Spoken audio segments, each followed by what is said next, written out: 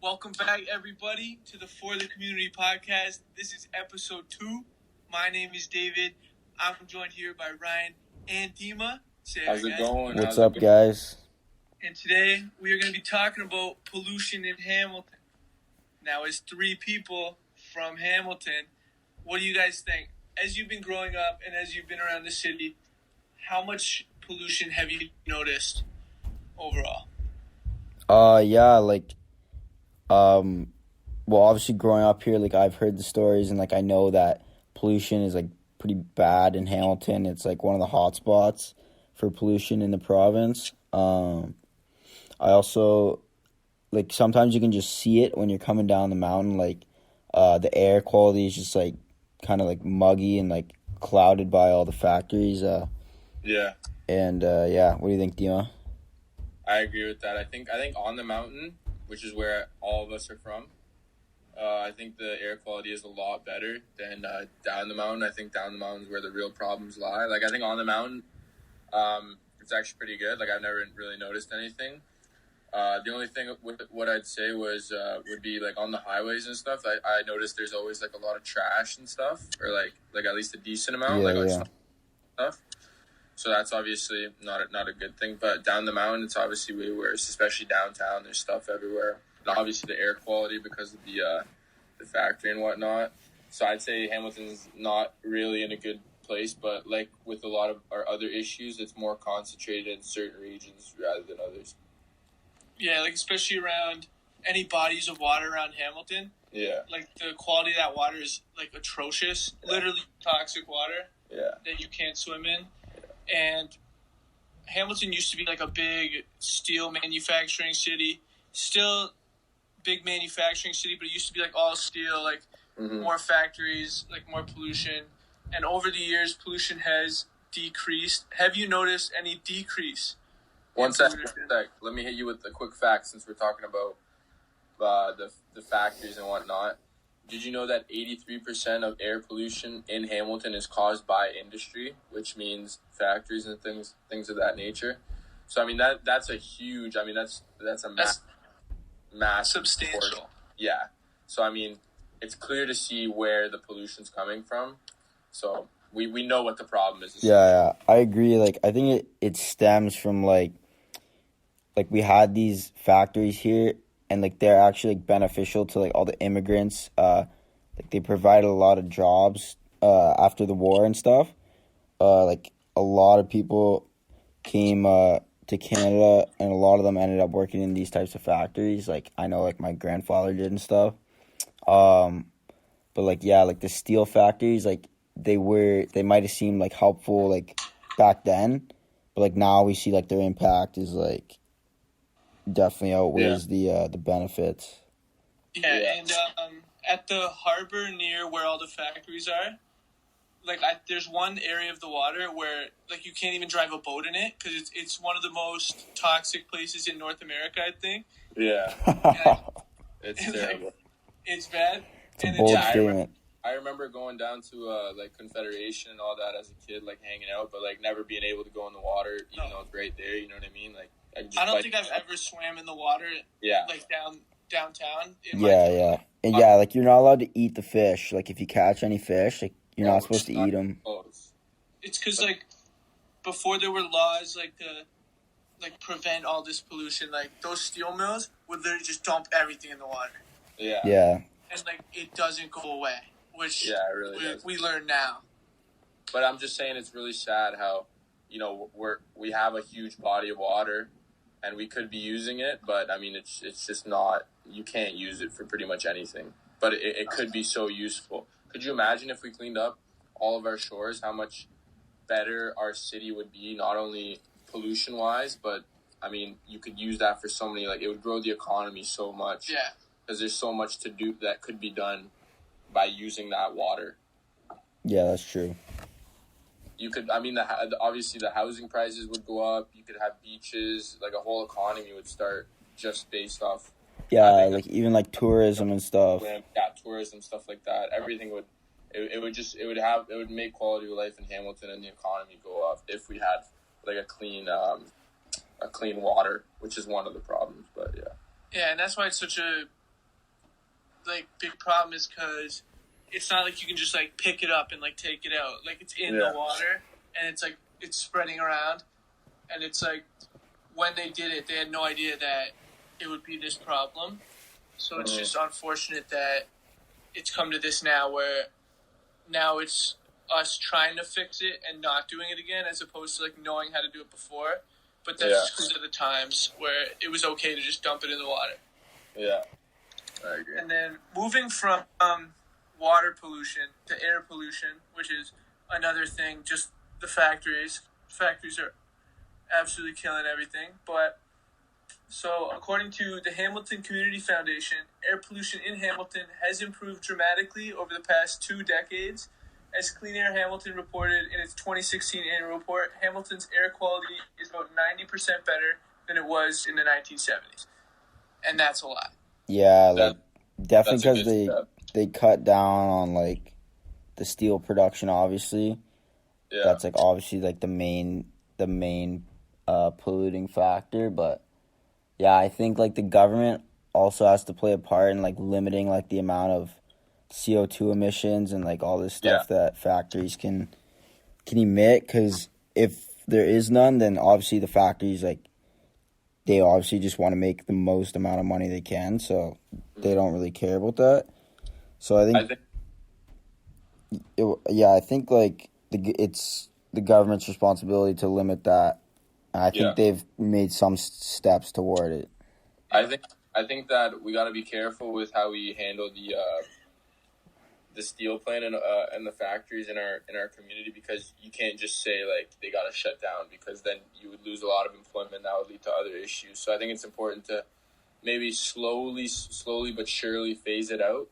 So you can't do it all at once, but slowly you can reduce its impact by offering different jobs elsewhere if you're cutting down the plant, stuff like that. But it can't just be all done at once, and then we just have a high unemployment rate, because a lot of people are employed by the factories, and that is like a big contributor to our economy. So we can't just like, a solution can't just be to just cut it out. We got to look at how it impacts other things, not just the environment. Yeah, I think that's a good point, because even then, like, thinking, like, oh, it's down 90% in 20 years, and it's still bad. Yeah. So, like, think about how bad it was before. But, yeah, you can't just stop the factories, because obviously that's probably the biggest part of our economy. Yeah. But it's, like, it's more focused on, I think the government needs to focus on finding more efficient ways to do it that just produce less pollution while still producing the same amount of product and like things to drive our economy, but also keep our environment safe. Yeah, of course.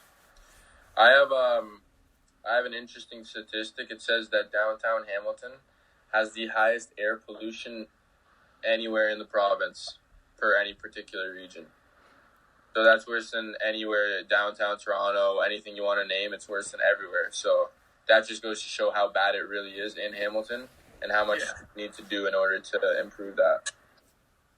Yeah, like, and it's like you can visibly see it, like some days you can actually like see Toronto from Hamilton, like when you're coming down the hill, because it's like the air is like so clear, but like 99% of the time, like it's always like, you know, like muggy and like fogged up, because they're just they're pumping out that CO2 and, you know, carbon emissions. The smog's clouding the skies. Yeah. Yeah. And going on to that, a little fact here. The Ministry of Environment and Climate Change's air quality report, which was released 2 years ago, it showed significant decreases in smog-causing pollutants in Ontario's air. And it says that in Hamilton, there were no smog days in 2016, and that our low-risk category of air quality was 84% of the time. So that's like a huge thing. And then it later says that a lot of this improvement is due to steps made by the province to reduce emissions, and they eliminated coal-fired power plants.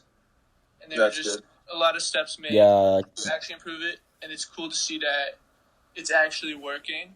Yeah. Yeah, like it may take a while. to fully fix it. The burning of like fossil fuels was like a major issue, like using coal and stuff. Um, like that's like one of the major polluters like all around the world was fossil fuels, and like obviously now we have better methods, like we have like cleaner energy and like stuff like ways to get energy, like using natural resources like solar panels or like hydro dams and stuff like that. So obviously that technology has helped. So I think if we keep building on that technology, like companies like Tesla are like going in the right direction in terms of just getting that technology like to become the norm. Yeah. So like then these factories can adapt to it and like take it over, and then like use it on like a massive scale. Yeah, and more like with vehicles and stuff. Like there's a company called Sobi in Hamilton that sets up Sobi. Sobi, yeah, the bikes. Sobi, they set up the bikes everywhere, and it's so that instead of like taking a car or taking the bus, which like burn fossil fuels, you can take these bikes, Mm-hmm. and it's not expensive, and it's good for you. It's good for the environment. I've personally used these bikes many times throughout high school and stuff, and they're actually like a pretty good way to get around. I know a lot of my friends have used them as well, and it's not that expensive, and it's actually pretty useful. Seeing as it reduces pollution and stuff, the more of those we can get out all over the city. It's pretty convenient. You just lock it up at one station, bike somewhere, lock it up at a different station. There's stations all over downtown Hamilton and down the mountain. So it's pretty useful. I think it's a good way to try and reduce pollution. Yeah, I think that, and also I think public transit and like all the city buses and stuff are super helpful, because like 50 people taking the city bus is way more, or way better for the environment than 50 people driving a car. Yeah. And then same with these bikes. It's like these are really good steps, and like the bikes are everywhere. Like the stations are everywhere, and I think Hamilton's presenting a lot of opportunities to not like take your own car. I think that public transit still needs to take many steps forward in order to ensure like it's a very viable way to get around the city, because I know I'm from Stony Creek, and trying to get down to like if I wanted to go to Mac via bus, it would take like an hour and a half pretty much. So I mean, it's not like there's a lot of not perfect. Yeah, there's a lot of improvements to be made. Like they don't have any the electric buses that run on the wire. I forget what they're called, but those that could be something we're looking into. They also had the train to go from one end of the city to the other, which they stopped production on for the moment. But I think stuff like that's important to try and help encourage people to take more public transit. Yeah, and then bringing up more current day events, we are currently in the global pandemic of COVID-19, and I just want to know what you guys think about how it's affecting our pollution in the city. Is it helping it? Is it hurting it? And how? Yeah, honestly, like that's probably the one thing that COVID's good for, is like it's good for the environment, to be honest, because everything's shut down. Like all the factories and stuff like that's like shut down. I think like public transit, it is still running. I don't know why, but it is. Yeah, like yeah, I know. Yeah, people gotta move. People should stay home anyways. Like it's actually good for the environment because there's way less cars out. People are, like I've seen so many people like go on walks and stuff. Like people are just doing like way more activities and like terms of travel. Like David went on a hike. Like there you go. I did go on a hike. Walk as well. Like it's actually benefiting the environment. There's less people out there. Less. Obviously, it's terrible. Like bad for the economy, bad for everyone's health. But for the environment, like less impact because less businesses are running, less cars are moving. All that. Less things are being produced in the factory. Yeah, all that. The thing is, obviously, it's a very short-term solution because, I mean, you can't just have a virus going around every time shutting all the production. Yeah, it's definitely not a solution. Yeah. So, but it is a positive. If we want to spin COVID in a positive way, then yeah, that's a good way to look at it. And I think it's a good way to show like people and everybody that if we as like a society do take the right steps with like helping the environment and stuff, like how quickly it helps. Yeah. Like, you hear about like in China and like in Italy, there's like whales near the shore and stuff. And China, like they can see the sky now for the first time in a while. Yeah, it's actually like, yeah, people even like in just this short time. Hopefully that when this COVID goes away, that it shows us that if we take these positive steps, like great things can happen to the environment. Yeah. Not only in Hamilton, but so you're globally. saying it should serve as like an inspiration to see what like how life could be if we reduce it. Yeah, that's like I think it should show everybody like it's not that hard. Yeah, I agree. That's true. I got some solutions I want to talk about with regards to pollution to see how we can slow it down and hopefully one day solve it completely. But I think as Ryan talked about earlier, we gotta look to tax our big factories for carbon emissions, so stronger taxes and stuff, so that they have to try and find alternatives other than fossil fuels and just to lower their carbon emissions in general. And I think I think the government has to look to convert and subsidize more green projects. For example, the government could subsidize solar panels or geothermal heating. So that means giving money to households in order for them to make their households run mainly on alternative sources and natural sources of energy, such as the sun or geothermal powering. Obviously, this is costly, but I think in the long run, it would benefit our community by having less pollution in the air. And one more thing, I think we got to really look at how we have to allow for nature's more natural expansion, so we can get our waters back, more of our forests back, and stuff like that, so that just our whole city as a whole is more green. Yeah, I agree with that. Also, I think as a long-term solution, like obviously they're pushing like non-plastic water bottles and all this, like that obviously helps and stuff like that. But I'd say like I don't know the exact statistic, but like a large majority of the pollution is caused by like the big corporations. Yeah. So like it's us as a consumer can like do our part by not using like plastic water bottles and stuff, but like until like a bit like large action is like taken on these big corporations, like we're not going to get very far. Yeah, the main thing that needs to happen is the reduction from the factories, but there's also, we can't just neglect other steps that are needed to be taken as well. Yeah, that's true. And I think another important thing is that the government has to show the importance that everybody does it. Yeah. If everybody does it together, then the results are obviously going to be like way more larger. But so yeah, I think that was a good talk about pollution. Any final thoughts from the boys? I think pollution's along with hunger and poverty and stuff like that, a lot of stuff we're going to talk about is a very, very important issue, and I think we're headed in the right direction. Really, I think one day we're going to look at a good, clean, green Hamilton. Yeah, that's what I hope to see. Honestly, we're taking the right steps so far. I just got to keep on this path. I think the new generation is like more aware of like the environmental impact, and I think like great things are going to come from the great minds of this generation. Yes, sir. Awesome. So thank you, boys. Thank you for listening, and we'll see you next time. All right. See you guys. See ya.